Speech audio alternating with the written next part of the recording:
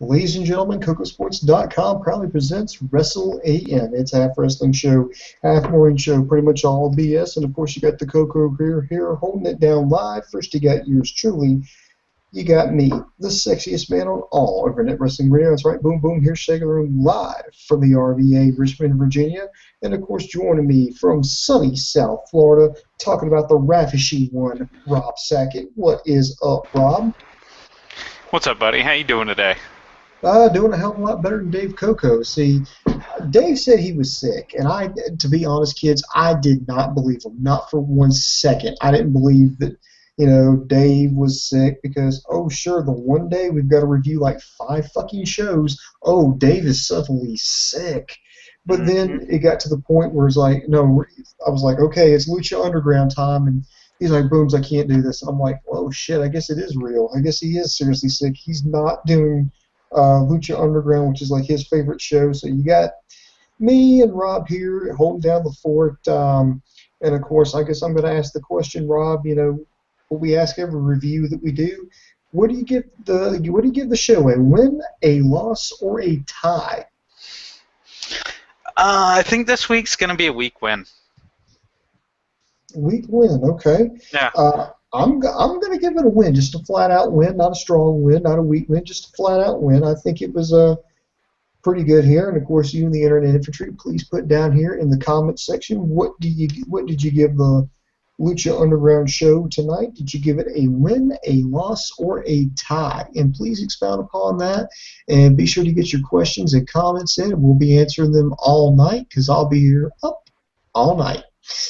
Oh, God, that's an old, 90s reference. plus 200 points if you get that reference, and plus it dates yourself. All right, so Rob, you start out here with the video package. I mean, they were advertising 2 huge matches: the submission match between Sexy Star and Pentagon Jr., and then the Trios Championships. Then they start off with Chavo Guerrero in Dario's office, talking about how Black Lotus has been.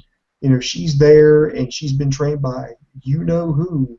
And then Dario was like, well, what can I do to serve her head up on a silver platter? And, Sean was like, well, we, the Guerreros, are pretty much loyal only to the highest bidder. And Dario started pulling money out of his drawer. He's like, you know what, how about just round-the-clock protection in Mexico, to which Dario agreed. And there we go. We start off the show here. Real quick, I know we can't spend too much time on this, but what'd you think about the opening segment here? I mean, they're kind of setting the path here. Then, of course, Chavo Guerrero living up to the lie, cheat, and steal mantra, immediately, spilling the whole beans like he gets to, Black Lotus runs away, and then he goes in to talks to her trainer. It's like, okay, you have to protect her, and I'll cancel out the debt. And then it's like, okay, yeah, a deal will do it. And as soon as he gets there, as soon as he gets out of the fucking car, he just goes into Dario's office. He's like, okay, here's what the fuck's going on here. No, I don't want your money. I just want round-the-clock protection from Mexico. I was like, fuck.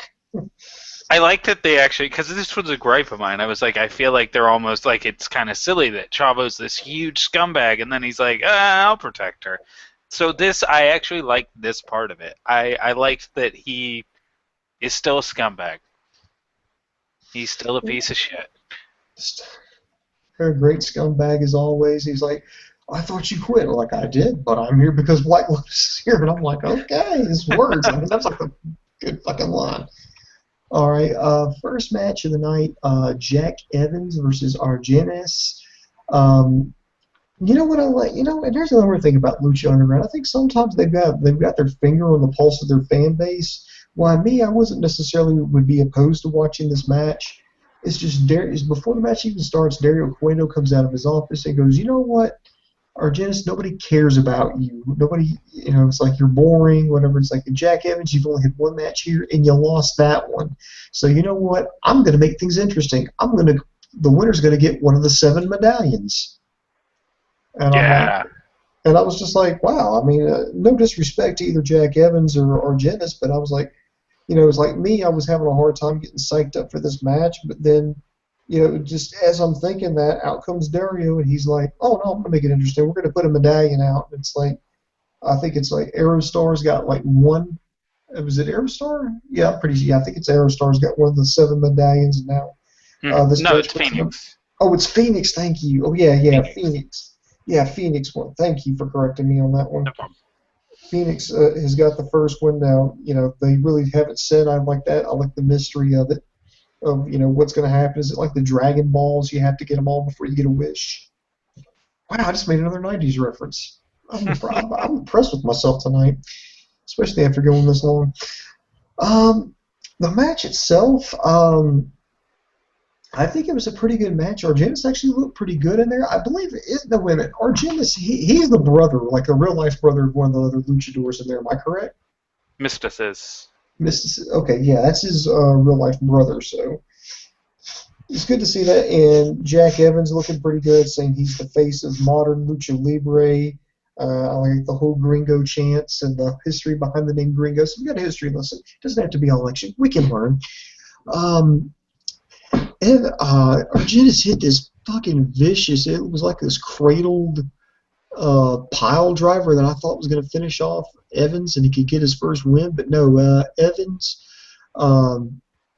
he threw him. I don't know. He got him back in the ring. He hit him with like this backslide and then bridged the backslide. So it was like a bridge of a bridge and got the win. So I think that was actually a pretty good match. Especially, I think what impressed me the most is I wasn't expecting this much out of the match. But Dario comes up, puts something on the line, so now it means something. And the match itself was actually pretty good. I don't know why Argentis and Jack Evans. I know Jack Evans just debuted, and Argentis has been there for a while, but how come these two haven't been featured all that much? I don't remember. I was thinking that last night. I was like, what was it? I feel like there was something with Argentis. I think Argentis was the one that got his arm broken by. Yeah, I know. He's one of the ones who got his. Yeah, and I think that's why he was gone. And then Jack Evans just showed up. Like he's one of the newer arrivals. That said, Jack Evans is awesome, and Vampiro is doing a killer job putting him over. Like Vampiro is selling Jack Evans all throughout every one of Jack Evans' matches, touching on how much time he spent in Japan, how he's actually wrestled with him, how this guy's an innovator, all this stuff. Vampiro does a great job selling him. But on the flip side, Dario in this match made me not care about Argentis at all. Well, you make a good point. And he also mentioned that Jack Evans was actually tag team partners with Angelico at one point. That's why they wear similar tights. Yes, I stunned everybody to silence. Okay. I am Mikey Mike Ashman. He says, yet another brilliant show. I love the action movies sequence filled during the promos. Adds so much to the storytelling. Absolutely agree with you on that one. Jack Evans and Angelico need to reunite on Lucha Underground. I thought Jack would step in for Ivelisse in the trios match, teaming with Matt Cross, the Son of Havoc and Angelico. You know what? Maybe that's something they can do when that trios team runs its course. I wouldn't be opposed to seeing the Angelico and Jack Evans reunited. It would make sense. That would actually be a really awesome fucking tag team too. But oh man, could you imagine if Ivelisse wasn't able to wrestle in the trios thing, or if there was some rule where they're like, you have to remove her from the team and find a new partner because she hasn't wrestled in this many matches, like Dario being a Dick Dario thing. And Jack Evans fills. I actually like Ivelisse being. I love her still being on the team, and I like the fact that she's still trying to wrestle even with a broken ankle. Mm-hmm. I just think it adds so much to the matches because, here she is, she's hobbling around on crutches, but yet, she's like, well, my leg's broken, but my hands aren't, and so she could just get in there and, punch you and hit a few things. I mean, I would use her sparingly, but I just think it's just one of those it's a bad thing that happened to her in the trios title match. Where she broke her ankle, but I think it just storyline-wise and kayfabe, it worked out so much better. I think it worked out better for the team. I think it actually creates a problem for the team. I mean, it creates a problem because you got one of the competitors that's hobbling around, but I mean, I just think it adds so much more drama. I mean, it just makes a better storyline. I mean, it's just It a does for combination of now. misfits. Yeah, In for the now. short term, I think it's really cool, but then I get the long term and I start thinking, okay, well, if they're able to hold the trios title effectively with Ivelisse essentially a non-factor in all the matches, then once Ivelisse is healed, what's the justifiable reason for them not just becoming the John Cena trios champions? You know what I mean? Yeah. Because they're able to consistently essentially win 2v3s, so wouldn't they thus become the greatest trios team of all time with a third person that was actually wrestling? I see where you're going with it. I just couldn't part with Evilise, even with the broken Oh no, ankle. I love Ivelisse. I couldn't part with her. Speaking of the trios tag team titles, the trios titles, they were on the line. You had, of course, the champions Evilise, Angelico, and Son of Havoc taking on Delvar Davari, Big Rick, and Cage. Now, what I liked about this. Well, wait, did we skip the segment with the? Yeah, that's what I'm going back to here. Okay. Is the setup for this was Davari. He was meeting with Big Rick and learned that he had an opportunity for the trios tag team for the trios tag team titles, and was always looking for more gold.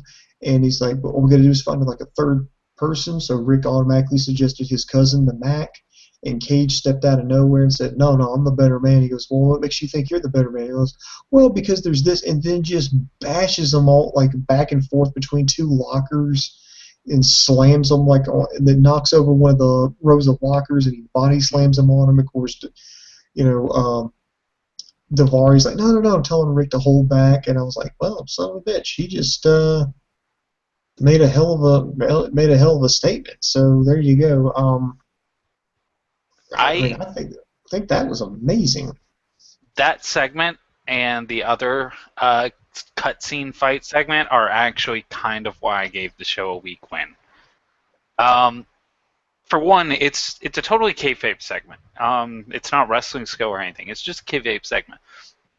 But in kayfabe segment, you had Willie Mack, who up until this point had been booked basically as being shown on par with Cage and all those other guys, and then you had him get absolutely fucking decimated by Cage and made completely evident he is not on Cage's level, to the point where even his own family member, Big Rick, was like, yeah, and went with Cage. No, I disagree. I think it made sense because he got surprised. He didn't get challenged to a fight, and these two got into it, and then Cage whooped his ass. No, Cage just surprised him. He sucker punched him, kept bouncing him back and forth like a pinball between the two lockers. And then remember, Davari told Rick to stay back because right now Rick is being the hired muscle for Davari, and it's like then you saw like Rick standing over. Over the Mac, and then Davari's like, "No, just leave him. Come on." It's like he That's didn't true. want to. That's true. Fair enough on that. But he's doing it because he's hired muscle, so he goes where the money is, and this wasn't personal for him. In fact, he didn't even participate in the beatdown of his cousin. In fact, he was going to. Go ahead.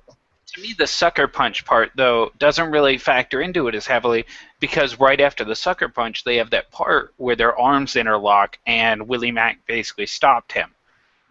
If at that point it had ended there or something, or they had had an equal show of offense after that with Cage coming out just a little on top, I would have been okay with it. But at this point, we've essentially shown Willie Mack's recovered from the sucker punch. He stalled all of Cage's momentum. It's at a dead even, and then Cage completely overtakes him. Well, and then if you look at both their body types, I mean, look at it. I mean, no disrespect to the Mac, but here you got Cage, who's just like built like a goddamn brick shithouse, and then you got the Mac, who's got a fucking beer gut. I'm just saying, physically speaking, Cage has got a little bit of a size and weight advantage. Definitely's got the muscular advantage, so it makes sense. It broke my heart a little because I thought the Mac was on that level. I love the Mac, and all right, I'll admit it. The show gets a weak win because I love Willie Mack, and you beat up Willie Mack. Okay, there we go. See, I'm like a psychologist now. I'm getting to the root of the problem here. And tell me how you feel about your mother. All right, but this leads into the trios match. You bring out the champions, you bring out the challengers, It looked like the bad guys here were kind of were taking the early advantage. Evilise, I don't think she even got tagged into this match. In fact, she made light of that. She actually sat down in the crowd. She like asked a girl to move over, so she sat down right next to her. It's like, well, hell, I'm sitting here because you're not going to tag me in. You got nothing for me to do.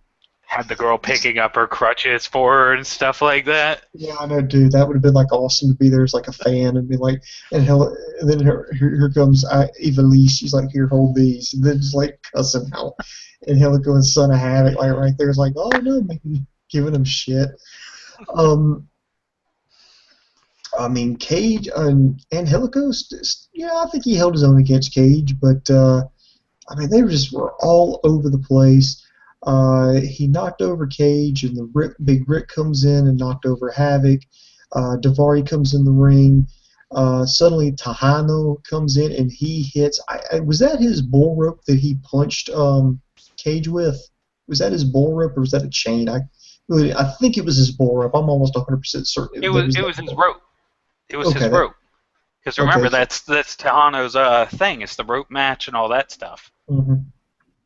He knocked over Cage. This provided a distraction long enough because Son of Havoc hit that splash on Daivari for the win. So Angelico, Son of Havoc, and Evilise retained the titles. I think it was a pretty good match. I still like how they're still a dysfunctional tag team. You got Evilise who's hobbled and they won't tag her in, but yet she wants to get in there and scrap, and then she's complaining on the outside. She actually goes as far to sit down in the audience at the temple and is complaining about how she doesn't have anything to do, and then Angelico and Son of Havoc just tagging each other in when they don't want the other guy to come in. I still like the fact that they're still pushing this. They're not suddenly cohesive now. There's still this same dysfunctional tag team that we fell in love with. Yeah, I love that they're still just a group of misfits. They're just the group of misfit wrestlers. Oh, I absolutely love it. But by the way, we got to get back to another locker room segment that happened right after the Willie Mack got beat down, but I just didn't want to break it up from here. But there was a spot where Black Lotus was in the locker room, and then Chavo comes out and says, okay, so he's like, well, Chavo's like, well, your first match is going to be tonight. I'm like, okay, I get to see Black Lotus debut. And then he said, while you're doing that, I'm going to get a hold of, he would get a hold of Dario's key and Alicia's brother so she could kill him. And I was like, whoa, okay, so that's what the key does. The key unlocks Dario's brother's cage. Okay, that makes sense now. That's why he's gripping it. And then Chavo tries to punch her, but she blocked it. I thought maybe it was just some kind of like test, but no, it was a full-out jump. It was her. They brought out Castro Cortez and Mr. Cisco. They went out, but she actually held her own for a while and was beating the shit out of all three of them until eventually she got clocked with the Singapore cane that got handcuffed. And I'm like, damn, these guys are going fucking hardcore on Lucha Underground. Chavo's a dick. Takes three guys to beat up a girl. Tell me. What other show would you see that on? Well, and here's another thing. I don't blame the crew. After what happened to Bale last week, I would not want to fuck up now. Right? It's like, yeah, no, you want us to beat up a girl? Yeah, sure, whatever you want, buddy. Absolutely, yeah, no problem. How's my mom? We'll jump her. Shit, I would after fucking last week. I would be like, okay, yeah, I got you. Cool. We'll do that, we don't even know what's in there. I imagine it's way more horrifying if you know what's in there. Mm-hmm.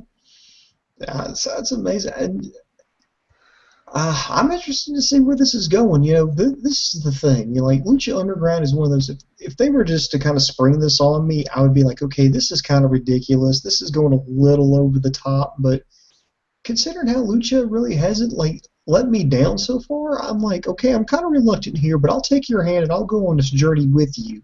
You haven't led me astray so far, so I'm willing to take this chance. And I think that's a sign of good booking and a sign of good story writing. I mean, it's just, okay, this sounds a little crazy, but I'm willing to give you a chance here and go down there, because otherwise I would just be like, hell no, this is ridiculous. Meanwhile, Dave is sitting there watching, probably cussing out the fucking TV, screaming about how much he hates Black Lotus. Yeah. How do you hate Black Lotus? It's Angela He Fawn. hates the Black Lotus storyline. Hates it. Well, I think this is very similar to the plot of Kill Bill, so he absolutely hates that movie. So maybe next time we have like a bet, that's what I'll have to bet on. Like I have to do whatever, but if I win, he has to watch Kill Bill Volume 1 and 2, not just the first one, because the first one's got all the action scenes to it.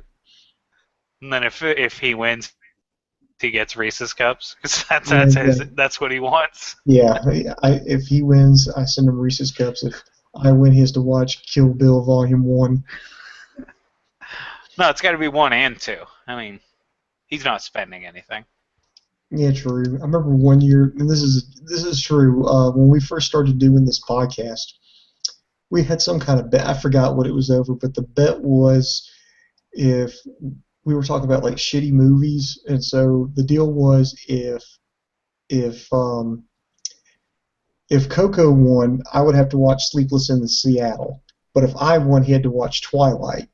And I won. And the deal was we had to watch the movie alone. We couldn't watch it with our significant others because my God, nobody was going to get fucking laid off of this shit. It was one of those you had to sit there and watch it. So I won and he had to watch goddamn Twilight. Oh, how good was that?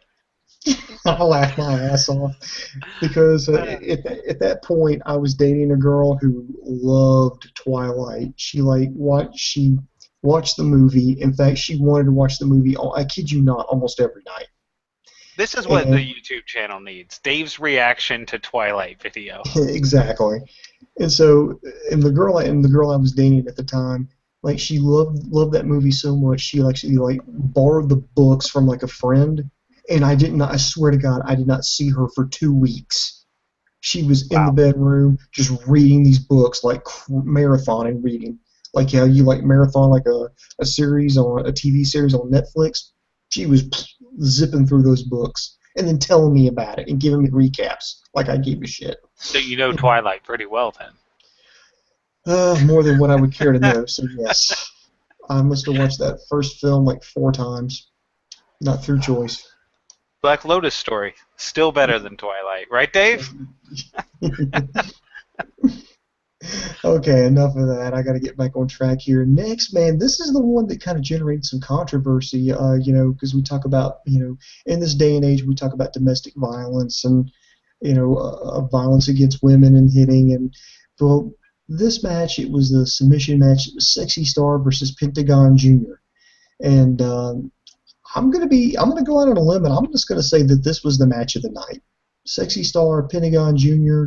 I love how they built it up because Pentagon left a trail of broken arms throughout Lucha Underground, giving it up to his master, and then of course they interviewed Sexy Star last week, going, well, yeah, but you haven't seen any of my submission holds, and I think it was pretty good. She actually hung in there for the good part of the match, and I think commentary. I think. Vampiro and Matt Stryker really sold it because it was like, okay, man, you got this lock. You got to sit out. You got to sit out. Okay, you got it, but you're not torquing it up that much. You need to get on him a little bit more. He's not going to submit to that. And I loved how they did. I loved how they did that. I think that's what really sold it. And before I get to before I get to the very end, I mean, what did you overall impressions of the match? I mean, I think it was great. I mean, it was just. Sexy Star willing to sacrifice her body because this was a huge grudge match. Pentagon just being a jackass, hurting people just because he likes to, and then Sexy Star trying to score a little bit of revenge, and willing to sacrifice her body to get it. I think it's a great feud, and I think it was just fantastic. A great match. I love me some Sexy Star. Sexy Star is great, and Sexy Star is a great role model. She's a fantastic character with a great story for the wrestler themselves. Mm-hmm. Yeah, I wonder. I've always wondered: is Sexy Star really sexy under that mask? I think she's not bad. WWE disagreed, but I think she's not bad. What the fuck does WWE? I think she looks way better than Summer Rae. That's for damn sure. Oh God, Summer Rae's got butterface. WWE declined Sexy Star because she wasn't pretty enough without the mask, they felt. But yet they got fucking Summer Rae Seriously, she looks like she's cosplaying as one of the Wicked Witches. Summer Rae's not that good looking in the face. Melina was not that good looking in the face. Who else have they had that wasn't all that hot? And they're going to tell Lita, let's be honest, Lita was not the prettiest. Her face. Mm-hmm. Yeah, I can kind of go either way with that. I mean, I didn't have any problem. I wouldn't kick her out of the sack. I mean, I wouldn't say no to Lita, but Lita wasn't Eva Marie. Yeah. Anyway, we gotta get back into this here. Anyway, this match continued. It goes inside. It goes outside. She hit Pentagon. Pentagon hit her with like this tombstone pile driver like submission. But the big shocker was, that half Boston Crab that she locked in. That actually looked pretty good. I thought she was about to put him away with the half Boston Crab. Then out of nowhere, Superfly comes in. And he's got sporting some kind of makeup around his eye. And then he clocked Sexy Star, hit her with a power bomb, threw over to Pentagon. Pentagon picked her up, hit this tombstone pile driver, or package pile driver, excuse me. Then did like this, it did the surfboard. This, the way it was introduced to me way back in the day was called a Mexican surfboard, but had her up in that and then took her down and blocked her in like a choking maneuver, and of course that she caused her to tap out. And then I was just like kind of confused as why would Superfly help out Pentagon Jr., somebody who broke his arm. You could argue that Sexy Star took his mask, but that was. I'm intrigued. I guess is the bottom line. I'm interested to see the return of Superfly after he lost lost his mask, and he's coming back. I don't understand what the hell's going on, but I'm intrigued. How about you? I thought it was awesome. I thought it was a great way to have her not win the match and not have it totally, just crush her since she got screwed, basically. And it's a great way to bring him back and have him coming back be actually interesting without it just being the super predictable he's after Pentagon. True. For trying. And here's here's a ton of questions. This is like 99% of the questions that we keep getting here. Is this one right here? Who do you think Pentagon Jr.'s master is? I love how Pentagon just kicks the crap out of Sexy Star. That's real equality there. Oh, that's tough to choose. Who could? I mean, it's a good question. Who could Pentagon? You think it's Mil Muertes? No, I don't think it's Mil Muertes. I think it's someone we haven't seen at Lucha Underground. Let's think. Who is angry at wrestling and would want to break wrestlers' arms? CM Punk. What if CM Punk is his master? It may not. I mean, what if it's a surprise? What if it's, what if it's a good guy? It's just somebody, who's actually been playing good the entire time, but just, what if it was Conan? Yeah, I was just thinking that when you said, what if it's someone who's been pretending they've been good? I was like, I bet it's Conan, that son of a bitch. Vampiro would just be so happy if it was Conan. He'd be like, I fucking told all of you. I warned you. Yeah, speaking of Vampiro, after this match was over, Pentagon was going over to break Sexy Star's arm, but Vampiro's is like, oh shit, I can't watch it. And he gets up, goes in the ring, knocks over Pentagon Jr. He stands toe to toe with him, and eventually he just after Sexy Star gets out, he dips out of the ring and heads towards the back. And then they do like this weird fucking thing in the bathroom where he's looking in the mirror, and then you've got all this, like some of his past commentary, playing, and then he starts slamming his head up against the mirror till he cracks it and keeps hitting his head on it. And I'm thinking, does it mean that they're teasing like a return to the ring from Vampiro? I mean, what are they doing? I'm interested. I thought he just couldn't go anymore. What? I could be wrong.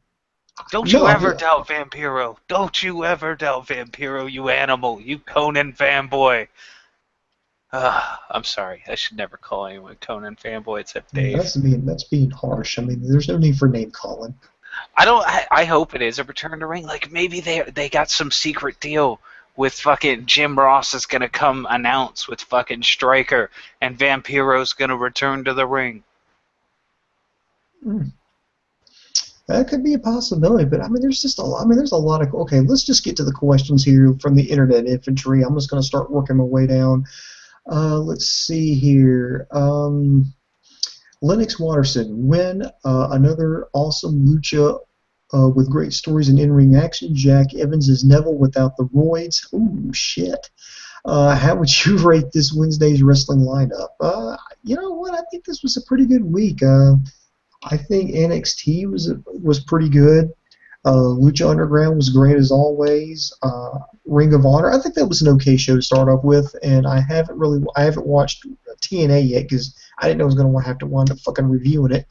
And then SmackDown was actually pretty good tonight. So you know what? This actually wasn't too bad. This actually wasn't a bad couple of days of wrestling. See, for me, I would actually say TNA. I turned off 15 minutes in. Ring of Honor, I have only watched half of it. I was watching it when this happened. But so far, I would say Ring of Honor is third place. Ring of Honor and NXT are very close for second and third, and Lucha Underground's above them for first. Just the quality of the matches and the storylines and everything. Like, even on what I would consider a weak win week for Lucha, it was still better than the rest. Absolutely, I agree. I think Lucha Underground wins hands down, from at least from what I've seen so far. NXT would have done better to have had Kevin Owens on the show following such a big week. The fact that they didn't really hurt them. Mm-hmm. Let's see. Next question actually is a comment from Travis Moore. Guys, I know you're going to kill me, but I think the guy who's in the cage has to be the Great Khali. Storyline makes sense. Oh, God, please no. God, I hope not either. But what's he going to do? Come out of the cage and just chop someone? That's all he's got? You know who I thought it could be, but then I realized he's dead? What if it was the Giant Gonzalez? I don't think I know who the Giant Gonzalez is. You remember he was like one of Undertaker's first opponents at WrestleMania. He used to wear that. He was a huge guy. Was almost 8 feet tall. Wore like this bodysuit that had like muscles on it. He was I believe he was also known as El Gigante in WCW way back in the late 80s, early 90s. Oh, dude, that would have been awesome. But I think he's dead now. You know what they should do? They should hire Rhino. Just let him just gore someone out of the cage. You know, it either has to, I mean, I'm not saying it needs to be the Great Khali, but it has to be somebody it has to be somebody huge. It has to be now. I mean, it's like, I'm just saying, I mean, it's like, right now they're doing Jaws. When they did the movie Jaws, you didn't see the shark in the first part of the movie because in reality the shark was broken and they were like, fuck it, we got to shoot this movie anyway. So that's why you didn't see, and it built up the suspense because you didn't really get to see the shark. And then when you see how big the shark is for the first time, you're like, holy shit, we're gonna need a bigger boat. So I feel like you have to do that now with Dario's brother. I mean, he's gonna have to be a cotton diesel motherfucker. I think that's why they aren't showing him. I mean, I know there are spoilers out there. Like, it's probably known who he's gonna be. I don't want to find out until I see it on the show. I don't want to find out either. Like, I personally, I'm holding out that they haven't shown us because at this point in the filming, they didn't know who it was gonna be for sure, or they were hoping for someone and they were holding out. Like, maybe originally they were like, maybe Brock won't sign with the WWE and we can get Brock to be Dario's brother, who's very pale. You never know. Somebody brought up, could Vampiro be Pentagon Jr.'s master? Yeah, Dave actually has mentioned that, and I think never. I think absolutely never, because Vampiro is always wanting to stop it. Vampiro thinks it's wrong. I don't see it. I don't think Vampiro. I don't know. I don't know. Well, I mean, then again, stranger things have happened. Maybe we wouldn't see that coming. But back to Dario's brother. Somebody mentioned like Abyss, and I'm like, no, no, I don't think Abyss would work. I think he would have to pull almost some monstrous unknown guy out of Mexico for this to really Someone, work. you know who would really sell it though? Dave and I were talking about this last week. Petey Williams. Nothing is as horrifying as the idea of Petey Williams being in that cage eating people's heads. Yeah, true. Petey Williams could sell the scariest Dario brother ever. The tiniest, scariest Dario brother. In a way, I'm kind of glad this isn't WWE, because if this was WWE, you know who Dario's brother would wind up being? Hornswoggle? It would be Hornswoggle. It's a 50-50 between Hornswoggle and Kane. It'd basically be decided by how the angle was going. They'd be like, oh, the fans are super into this. It's Kane. Oh, the fans hate this. It's Hornswoggle. That was always the cop-out for everything. It was Hornswoggle all along. Wasn't that his son at one point and all these other terrible things? Yeah, he was Vince McMahon's son. He was supposedly the Raw GM, the anonymous GM manager. It was, oh God, it was ridiculous. I do want to say, Lucha, I'm very disappointed in the lack of little people wrestling that we've had lately. Because they were good matches. Come on. Steal El Torito from WWE and let him show what he can do. All right, let's see. Job Christ Jules, or is it Job Christ? I don't know. I'm sorry if I'm mispronouncing your name. Sexy Star is a woman character done right. At the beginning of the match, it didn't seem like it would be believable to have her pull out a win, but throughout it, she was looking more and more manly the Pentagon Jr. She had all the great spots to show off, too, that she could really hang with the guys, but could also take punishment that was given. Jules, that's what I really like. I think the way women are portrayed on Lucha Underground, I mean, you've only got two actually in-ring wrestlers. You got Sexy Star and Ivelisse, and then, of course, you have Katrina with Mino Mortez and Maria Santos, the ring announcer. So you've only got two that really wrestle, but the way they're being presented, I like it, because they're showing, because what Lucha Underground, at least in this universe, is they're showing that the women are just as tough as the men. And they can take a beating, and by God, they can dish it out too. Yeah, like they don't make them look weak at any, like, the worst thing they did was the Big Rick Sexy Star thing in people's eyes, and even that, like Dave and I both said at the time, it made so much sense. Big Rick was huge. Yeah. I mean, he was like twice her size, but she, didn't back down from him. And then, I mean, this submission match, even though she lost, I mean, do you think Sexy Star looked bad or weak in this match, even though she lost? No, she looks. They book her the same as the male competitors in terms of like her viability as a competitor. And in a way, I'm kind of glad she lost, because then it kind of keeps like this air of reality to it. Because I mean, how is this like 105-pound woman going to make this 250-pound guy tap out? I mean, how is she going to get torque and pressure on any part or any portion of his body to make him tap out? Oh, I'm sure Dave could teach a woman to make a bigger man tap out. Okay, I don't want to know about his sex tape.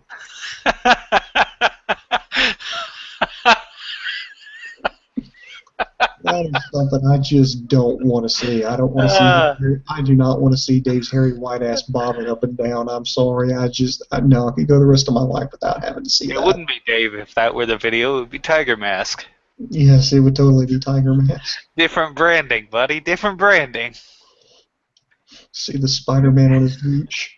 You don't see Brock Lesnar on SmackDown for a reason. Same thing with Tiger Mask. Sorry. Sorry. I just got a bad mental image in my head. Let's see. Actually, even in my judo days, I mean, they showed me, like how to leverage and, how you can position your body, which makes sense. But I'm just saying, in this universe, I don't know if it would have made sense. I mean, but they did have me convinced at one point. I thought, well, there's a possibility that Pentagon Jr. would tap out to that single-leg Boston Crab. Mm-hmm. So they did have me going on that.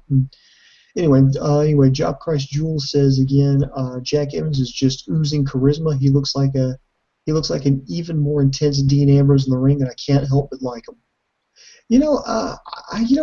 Jack Evans is one of those guys. Like I saw him like when he first started out, like in the U.S. and even in parts of Canada. I've seen him a little bit there, but then he just dropped off the map for me. Like last time I saw him, he was in Dragon Gate USA.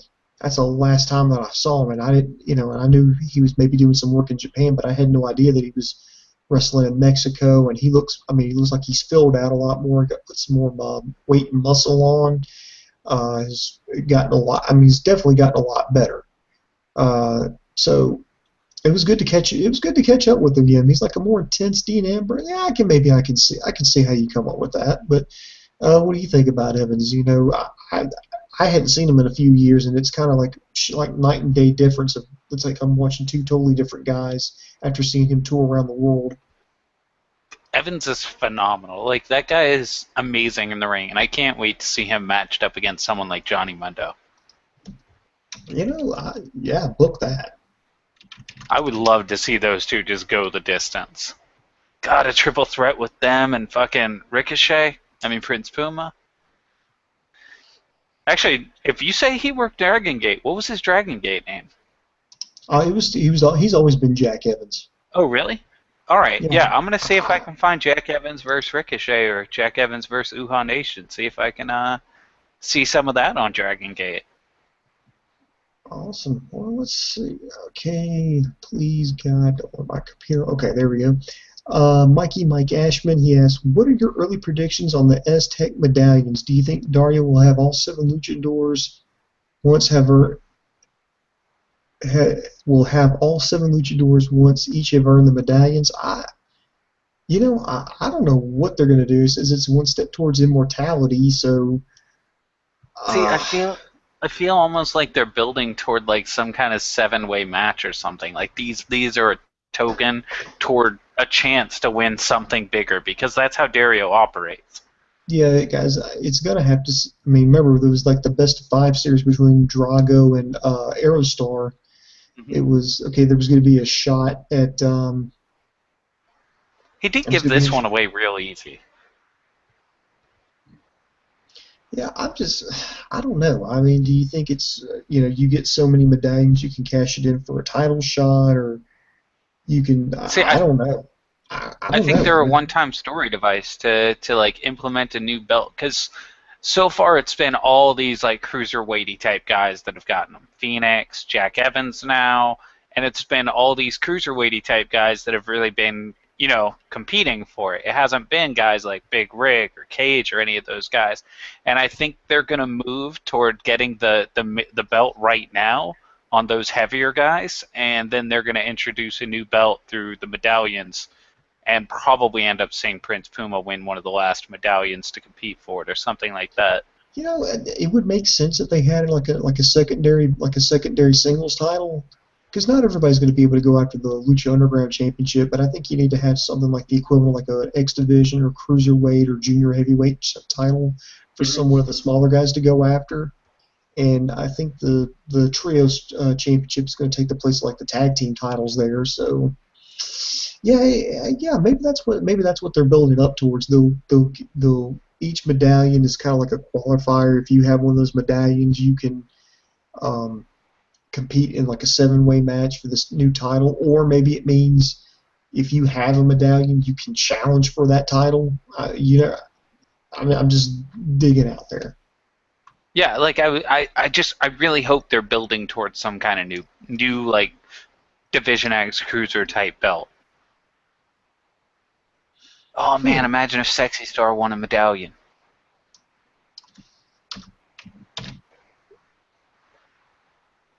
Okay, I'm checking something out here because I'm going through there was actually a comment made here on our it's from Diego Martinez. He says in AAA there was a luchador named Grandia, Gronda. Sorry, my Spanish is horrible, sir. Grandia. Could that be? I think he's basically asking, could that be Dario's brother? I'm actually looking up I'm actually looking up this guy right now. Yeah, from what I'm seeing, it totally makes sense. I'm looking to, I tell you what. It's got to be someone huge, though. Like, they got to be, like, massive. Here, if you'll look over here, Rob, sorry, this is going to be like behind the scenes. You're going behind the scenes at Wrestle AM. Rob, actually, what I'm doing here is, if you'll look in the chat box, I'm about to send you a link, and my computer's flashing, so I don't hope. I just put Grandia, and I just hit in YouTube. I put it in the search bar in Google Images, and I pulled up a picture of this guy. So check that out. I mean, I could see that. He looks like he's about Batista's size. Yeah, he looks like a pretty big guy, kind of a demonic-looking dude. I don't like that they had to draw pecs on him. Maybe that's not a good sign. They only do that on some of those. Those ones are kind of weird. There's some further down where he's not like that. Yeah, he looks pretty big. You know what? Look at this guy. I could be convinced if he's presented like like what I'm seeing here in the pictures. Yeah, I could totally be convinced of that. Yeah, I could be convinced that dude ate someone's fucking head. There you go. Especially that third row down picture, the one where he's just flexing and just the fangs and everything. Yeah, I could tell. And he's got a Superman chain. And a Superman tattoo. This guy's the man. I hope it's this guy. Let's go Superman fans. Everyone hope for this guy. There we go. So, hey, thank you very much, Mr. Martinez. I think you may have solved the mystery. Jinkies. Super Granda. That would be cool. I'm still holding out for Brock Lesnar, though. Or Petey Williams. Oh, man, if we get Petey Williams. Mike Ashman asks, well, Dario's going to have Lotus. Oh, my God. I don't know if I can. Yeah, fuck it. I'll read it because I don't give a shit. Well, Dario's going to have Black Lotus raped by his freak brother in a cage. Shaking my head. I don't know about this segment/angle. He said, no, Dario said that he was going to. He said cage opposite. He didn't say cage with her. I think he just meant that he wasn't going to be lonely because, there was going to be someone down there with him. Yeah, I don't think that's the funny thing. I mean, when it comes to professional wrestling, you can talk about killing somebody, you can talk about ripping them limb for limb, talking about, yanking their liver out or, bashing their skull in with a steel chair. You can talk about that all you want. You can talk smack about their mother, but you can't throw out the R word. I don't know. Wasn't it insinuated that at one point that Kane had raped Lita? No, I think you're talking about the Katie Vick storyline. Maybe. It's been a long time. Yeah, I mean, it's been a while, but no, the thing was he had slept with her, and the question was did he commit necrophilia? That was the thing. Ah. All right. Anyway, Mike Ashman says, I love how we find Vamp fighting his demons. The old Vampiro is in the beginning of Vampiro's Return to the Ring. It will be fucking epic. Vampiro is one of my greatest of all times. Would be cool to see Vampiro mix it up one last time. Pentagon Jr. versus Vampiro would be a dope feud to see. It would be great even if he just came back one time just to try and wrestle fucking him, Pentagon. Just one match. That would still be awesome. Yeah, I think it. Yeah, why not? Especially if afterward he goes and beats the shit out of Conan. I wonder if he's going to even address his breakdown when they go back on the air next week. I don't think so because I don't know if you've noticed the commentary doesn't address a lot of those segments because I think it's treated as you seeing behind the scenes. Yeah, because I mean they didn't address the whole Bale incident because I figured that'd be one of the first fucking things they'd address. Like, okay, when we went off the air, you saw some brains go splattering everywhere. We want to let you know that Bale's actually okay. We took him to a local medical facility where he received some treatment, and doctor said, after a couple of stitches and some chicken soup, he'll be just fine. Bale's dead as fuck. Goodbye, Bale. We'll never see you again. Except that maybe in a mask with your tattoos covered up as some new guy. Mm-hmm. Let's see. Lennox Watterson asked, does Tejano bore you guys? I think he could use a mask. Well, to be honest, Lennox, no. Tejano doesn't bore me because this is really, with Lucha Underground, this is the first time I've actually seen Tejano. I've only been able to see him through, if I was going through, YouTube or reading about him in the wrestling magazines.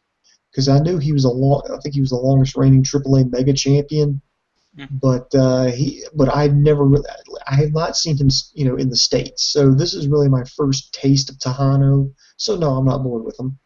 I actually love Tejano. I think he's great. Now I'm excited that I get to see him on Lucha Underground now. Oh, absolutely. And then Lennox Watterson, Sexy Star, could hardly reach over to perform an STF, but it's still better than Cena's. I love you guys. Seriously, So much better. I know. I love our fans. Our fans are like fucking awesome. I wouldn't trade them for anything. Cena would hate our fans. Oh, I know. Would absolutely. And okay, Rob, I'll need you to take the next question. I'm experiencing some trouble here with my computer, so if I happen to go out, I will be back in about the next 30 seconds. So if you would like to take a question or write a letter to Mr. Lucha, now would be the time for you to do that. All right, let me go to the comments and see. Just 1 second. That's the Finding the Comments section song. It's a new thing we're going to introduce. I'm pretty excited about it. I think it's going to go over really well. All right, and the comments on this. What have the Internet Infantry been saying? Sort of newest first. Yeah, Jack Evans actually, Carlos Soldana says Jack Evans actually uses wrestling and selling skills nowadays. He remembers when he used to just be another spot monkey. And that's awesome. There are a lot of guys out there that I like. Spot monkey almost feels like the cruiserweight that's just in development, and they have that chance to become awesome if they learn to actually wrestle around just the awesome spots instead of just the awesome spots. So it's great that he's become that much better. And it sounds like you're back. Oh, yes, I'm back now. Sorry, I've been having some trouble with my computer as of late, and I just spent a lot of money having it fixed. Well, I'm going to have to call the repair guy and say, hey, you really didn't do that good of a job. I need you to fix it now. No, I'm not paying you more fucking money. Bastards. I know, that's the thing. I get fucking ripped off. I fucking got pissed. I'm pissed now because I spent a lot of money to get my computer fixed, and it's really not been fixed. One thing I really paid the guy to do, I guess, was re-download my browser. Anyway. Wait, you paid a guy to re-download your browser? How old are you, man? No, Come I'm just on. saying. I'll help you. We'll do this. It's just what I said. It's what it feels like I paid him to do. Oh, okay. Because I'm like, man, I hope you didn't pay someone to. No, I mean, Dave might do that. No, I actually think Dave would do that. I didn't do that. It was just that I had some trouble with mine, so I took it in, and it took him like a couple of days to repair it, and I think he jacked up the price on me and tried to upsell me when I went to go pick it up.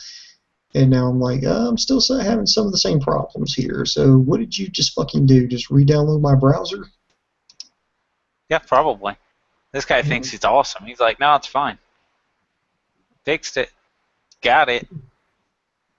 Yeah. Here's my question, because Dave can't really defend himself. Mm-hmm. What do you think about Conan? Because Dave loves Conan. Conan versus Vampiro. I mean, where are you at on that? You got to be somewhere. Conan versus Vampiro. I don't think Conan can wrestle anymore because he's only got one kidney now. Well, yeah, but I mean, like their personalities and everything. The two characters. It's a warrior. I like Vampiro, to be honest. So you're on Team Vampiro too. Yeah, I'm more on Team Vampiro. So yeah, it looks like tonight's Lucha Underground review is brought to you by Team Vampiro.